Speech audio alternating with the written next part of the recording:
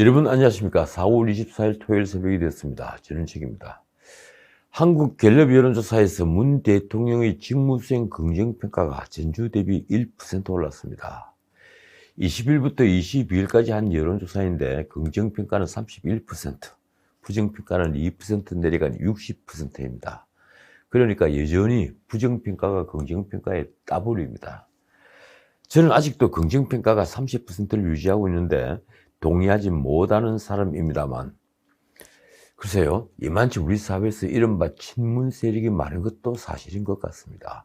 물론 그 중에는 지금의 야당이 싫어서 혹은 야당에 지지하는 대권주자가 없어서 여당과 문 대통령을 떠나지 못하는 지지자들이 상당할 것입니다. 한편 개각 등 이른바 인사쇄신의 컨벤션 효과가 나타난 것일 수도 있습니다. 어쨌든 갤럽은 한 달 만의 상승이라고 했는데 제 판단으로는 하락 추세는 그대로 유지되고 있는 것으로 보입니다.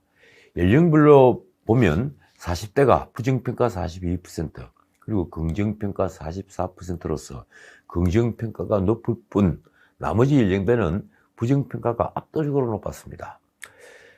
제 판단으로는 35세부터 한 55세까지 여기에 문 대통령의 지지세가 몰려있는 것 같습니다. 재밌는 것은 긍정평가 이후로 10%를 넘는 항목이 28%를 기록한 코로나 대처뿐이라는 사실입니다. 여론조사를 통해 그 흐름이 보이지만 이제 권력은 점점 난파선으로 변해갈 것입니다. 대통령의 지지가 30%를 허물고 내려오면 그때부터는 영이 서지 않습니다. 외로워지는 것입니다. 누가 그렇게 만들까요?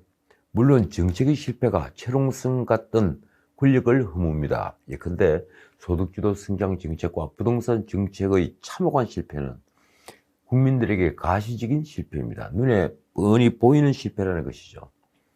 자영업자와 소상공인들이 무너져서 폐업이 줄을 잇고 청년들은 온갖 스펙을 쌓아도 일자리를 구하지 못해 끼니를 거리게 되고 소득은 줄고 집값은 올라서 강남 집은 모두 동화 속에나 있는 왕자와 공주가 살고 있는 집처럼 보인다면 서민들은 절망하게 됩니다.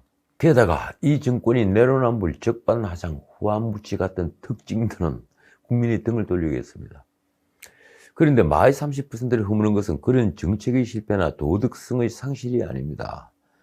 측근의 부패가 드러나기 시작하고 권력의 뻔뻔함과 오만이 저지르는 작은 실수들이 쌓여가다 보면 마침내 30%의 뚝이 무너집니다. 그때는 권력이라는 배가 난파선이 되는 것입니다. 저는 문재인 정부와 노무현 정부 간에 평행이론이 있다는 생각을 늘 합니다만 노무현 정부가 바로 그런 과정을 거쳐서 임기 말엔 10%의 지지도마저 무너졌습니다. 그때 모두 난파선에서 먼저 뛰어내리려는 쥐가 되더군요. 어제 자질구레한 뉴스 중에 어느 민주당 의원이 폭언이 화제가 되었습니다. 작은 실수라면 작은 실수고 큰 실수라면 큰 실수입니다. 주인공은 소병훈이라는 경기도 광주가 지역구인 재선 의원입니다. 그가 최근 돌아선 민심을 다독이기 위해 세금 폭탄 등 부동산 정책을 전반적으로 재검토하겠다는 민주당 동료 의원들에게 페이스북에 글을 썼습니다. 말이 동료들에게 한 것이지 사실은 대국민용이죠. 이렇습니다. 부동산 문제는 이제야 자리를 잡아간다. 더 이상 쓸데없는 얘기는 입을 닥치기 바란다. 입을 닥치길 바란다. 그런 폭언에 더 큰 폭언이 따라 붙었습니다. 대한민국은 5,200만이 나라다. 52만이 나라가 아니다. 그 역시 부동산 문제의 원인을 전 정권에게로 돌렸습니다. 김대중 노무현 정부 이후 10년을 건너뛰면서 저들은 많은 일을 비틀어 왜곡시켰다. 문재인 정부들은 어렵게 국민의 정부와 참여정부의 일들을 다시 이어가기 시작했다. 특히 부동산 문제는 이제야 자리를 잡아간다. 저들, 우리들 이렇게 나누니까 편가르기죠. 솔직히 말해 이것이 민주당 대다수 의원들의 심정이자 문 대통령의 심정일 것입니다. 그런데 그의 말 중엔 그들의 본심, 사회 정의에 대한 왜곡되고 뒤틀린 시선이 있습니다. 대한민국이 52만이 나라가 아니라는 바로 이 말입니다. 그러니까 5,200만을 위해서 52만은 희생해도 아무렇지 않다는 생각. 생화기는 52만이 그것을 빼앗아서 5,200만이 나눠 가지는 것은 지극히 정당하다는 생각 말입니다. 그 52만이 소병훈에게는 재산을 함부로 뺏어도 되는 악당으로 보이는 것이겠죠. 200년 전 이 재산은 도적질이다 이렇게 설파를 했던 부류동도 금금 전략에서 이룬 부호 자체를 정오하지는 않았습니다. 그런데 집권 여당의 국회의원이 은연중에 이 나라 부자들을 바라보는 시선이 드러난 것입니다. 지금 종부세를 두고 민주당은 갑론을박이 벌어지고 있습니다. 종부세 과세 기준을 12억 원으로 올리자는 의견도 그중 하나입니다. 국민의힘 허은하 의원이 소병훈에 대해 한마디 했습니다. 요즘 민주당을 보면 어디까지 막장으로 가는지 결말이 궁금해진다. 그가 덧붙인 말이 민주당에게는 비수가 됐습니다. 문재인 정권이라는 막장 드라마의 막방을 기대했는데 이러다 조기 종영되는 것은 아닌가 한다. 바로 소병훈 의원이 빼앗아도 된다고 생각한 그 상위 1%, 아니 이 나라 최고 부자라는 이재용 삼성전자 부회장이 코로나 백신을 구하기 위해 백방으로 뛴 일화가 어제 언론에 공개됐습니다. 작년 12월 백신을 구하기 위해 문 정부에 비상이 걸렸습니다. 문 정부는 올해 2분기에 화이자 백신을 들여오기 위해 총력전을 벌였습니다.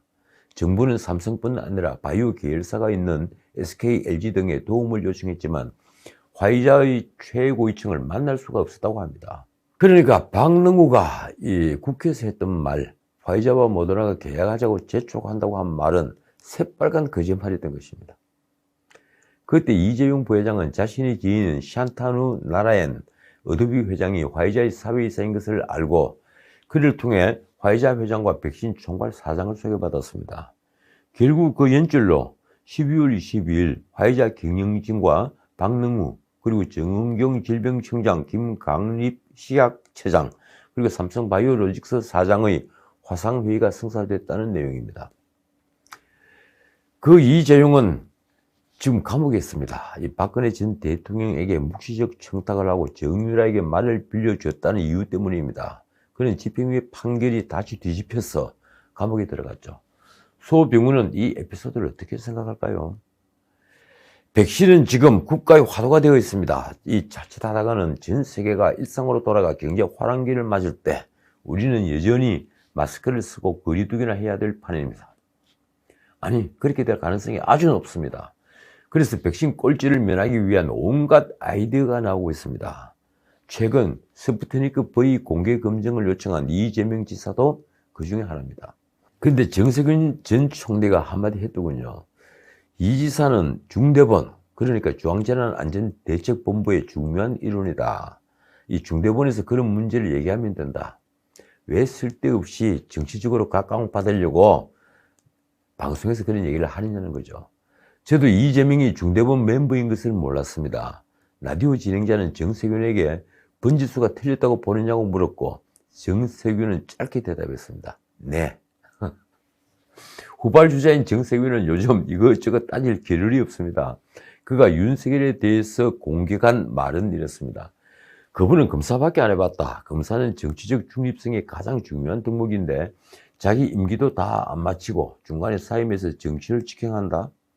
그걸 곰곰이 생각해 보면 국민들이 계속 박수를 치겠느냐. 그런데 윤석열이 자기 임기를 다 마치지 못하도록 만든 사람은 누구입니까? 그건 문 대통령의 용인 아래 추미애와 민주당 강경파가 벌인 작태였습니다. 백신 문제에다가 LH 땅 투기 사건 등 따질 일이 한둘이 아닌데 국회 대정부 질의 하루 전에 칼처럼 사퇴하고 임식을 하면서 총리 감투를 벗어던진 정세균 총리가 할 말은 아닌 것 같습니다. 그런데 그 정 총리가 떠난 인사이동 때 청와대 경제정책비서관을 하다가 기획재정부 1차관으로 영전을 한 이어훈이라는 분이 있습니다. 이름이 특이하죠. 이어훈. 이분이 23일 정부 서울청사에서 아주 긴 이름의 회의를 주재했습니다. 이렇습니다. 제14차 혁신성장 전략점검회의 겸 정책점검회의 겸 한국판 뉴딜 점검회의 겸 제10차 물가관계 차관회의. 저는 회의 제목을 보고 무슨 코미디를 한 줄 알았습니다. 봉숭아 학당도 이렇게는 하지 않습니다. 그런데 이런 회의 대부분은 토론이 있는 회의라기보다 상부에서 결정된 내용을 하달하는 회의입니다. 어쨌든 이 긴 이름의 회의에서 2억 원은 자화자찬에 빠졌습니다. 이 우리 경제 규모 순위가 12위 국가에 진입했고 9위 국가인 캐나다와도 근소한 차이를 나타내고 있다. 그러고 보니 문 대통령이 수석 보좌관회의나 국무회의에서 했던 자화자찬은 2억 원이 바로 그 근원지였습니다. 그가 덧붙인 말이 이렇습니다. 우리 경제는 성공적인 방역 대응과 반도체 등 수출 선방 등에 힘입어 브라질과 러시아를 제치고 지각 변동을 가져왔다. IMF도 우리 경제가 2026년까지 10위권을 유지할 것으로 예상하고 있다. 참 대단한 기재부차관입니다. 성공적인 방역 대응이라고 했습니까? 그가 이 회의에서 던진 여러 사안이 있겠지만 막상 뉴스가 된 것은 계란값 안정을 위해 당초 2,500만 개였던 수입 계란 물량을 4천만 개로 늘리기로 했다는 것 하나뿐입니다. 권력자가 경계해야 할 것은 많지만 그 중에서 특히 유념해야 할 것은 아무리 유능해 보이는 자라도 아침꾼을 멀리해야 한다는 것입니다. 듣기 좋은 말로 아부하는 부하는 권력을 병들게 하는 악성 바이러스와 같습니다. 코로나보다 더 위험합니다. 절대 권력이 절대 부패하는 것은 바로 권력의 곁에 있는 간신 때문인 것은 역사가 수없이 증명하고 있습니다. 어쨌든 민주당에서 반도체 기술특별위원회라는 게 출범했습니다. 이 위원장은 삼성전자 출신 양향자 의원입니다. 그녀는 이렇게 길길을 다졌습니다. 이번 반도체 전쟁은 세계대전으로 훨씬 어렵고 긴 싸움이 될 것이다. 2019년 일본이 수출 규제를 이기는 경험과 자신감으로 이번 전쟁에서도 이기겠다. 그녀는 또 늦어도 8월까지 반도체 산업 지원 특별법을 내놓을 것이라며 경쟁국의 지원책을 압도하는 수준으로 파격적이라는 말이 무색할 정도의 초파격적인 지원책을 마련하겠다고 했지만 그게 가능할까요? 위험을 감수하고 조단위 투자를 결정할 사람은 기업이 오로밖에 없습니다. 문 대통령은 이른바 적폐청산에 너무 오래 매달렸습니다. 한 말씀 드리자면 정치는 내일을 설계하고 내일을 준비하는 영역입니다. 그런데 문 정부는 지난 4년 동안 과거에 계속 묶여 있었습니다. 한 예로 세월호 사건을 들 수 있습니다. 이 문 대통령은 23일 세월호 참사 진상규명 특별검사로 이현주 변호사를 임명했습니다. 이 변호사는 노무현 정부 때 법무부 인권정책과장을 지내고 4년 전엔 대전시 정무부시장을 지낸 정치적 인물인데 민변 출신입니다. 정치적 인물이라는 데서 특검으로는 제가 보기엔 부적격입니다. 그분의 정식 직책은 4.16 세월호 참사 증거자료 조작, 편집 의혹 사건 진상규명을 위한 특별검사입니다. 참 오늘은 긴 제목의 이름이 많습니다. 그동안 수없이 조사하고 엄청난 돈을 들여 세월호를 인양하기도 했습니다. 도대체 또 무엇을 조사할 일이 남아있는 것입니까? 문 대통령의 말이 이렇습니다. 7년이 지난 지금까지도 의혹이 남아있는 것은 안타까운 일이다. 한 채의 의문도 남지 않도록 수사해서 진실을 밝히는 것이 필요하다. 그는 팽목항에 가서 어린 학생들의 영혼을 위로한다며 방명록에 고맙다고 쓴 분입니다. 문 대통령이 말한 성역 없는 수사가 어떤 결론을 낼지 지켜볼 일입니다. 자, 성역이 없다. 요즘 검찰을 보면 그런 느낌이 조금 들기도 합니다. 차기 검찰총장 영순이라는 이승윤 중앙지검장이 지금 코너에 몰려 있습니다. 눈앞에 꿈이 그리던 검찰총장이라는 감토가 오락가락 하는데 권력의 아첨한 과거가 그의 발목을 잡고 있는 것입니다.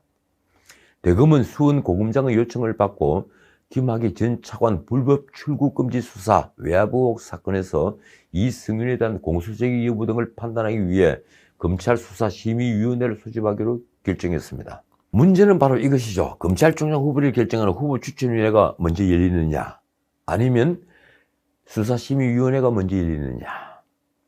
대검은 신속히 수사심의회의를 개최해야 할 방침이지만 후보추천위원회가 열리는 29일 전에 열기는 물리적으로 쉽지 않을 것으로 보입니다. 그런데 이 과정이 재밌습니다. 이승윤이 지연작전을 펼 요량으로 수사심의 개최를 신청하자 오인서 수원고검장은 즉시 대검의 직권으로 수사심의위 소집을 요청한 것입니다. 수사심의위를 요청하기 위해서는 부의심의위를 개최해야 되는데 이 부의심의위원회 절차를 생략하고 직권으로 대검이 요청하는 수순을 밟아 이 지검장이 지연 전략을 필 수 없도록 맞불을 놓은 것입니다. 어쨌든 그 결과는 어떻게 나올까요? 제가 이승윤이라면 마지막으로 선비의 기계를 한 번이라도 보이겠습니다. 한 번이라도 말입니다. 감투나 권력보다는 더 소중한 것이 명예입니다. 자, 오늘은 여기까지입니다. 이 경찰이 서울시장 보궐선거에 출마했던 민주당 박영선 후보 선거 벽보를 훼손했다고 13살 중학생을 법원 소년부에 송치하기로 했습니다. 이게 알려진 것은 중학생이 장난으로 했다는데 송치하다니 여기가 공산국가냐 하는 청와대 국민청원이 등장했기 때문입니다. 국민청원 게시판의 청문 제목이 이렇습니다. 장난으로 박영선 후보 선거벽보 훼손 중학생 곧 소년부 송치, 이게 실화입니까? 소년부 송치라니 반드시 선착이 바란다는 글 끝에 이런 말이 있습니다. 여기가 공산국가입니까? 지금까지 전은책이었습니다.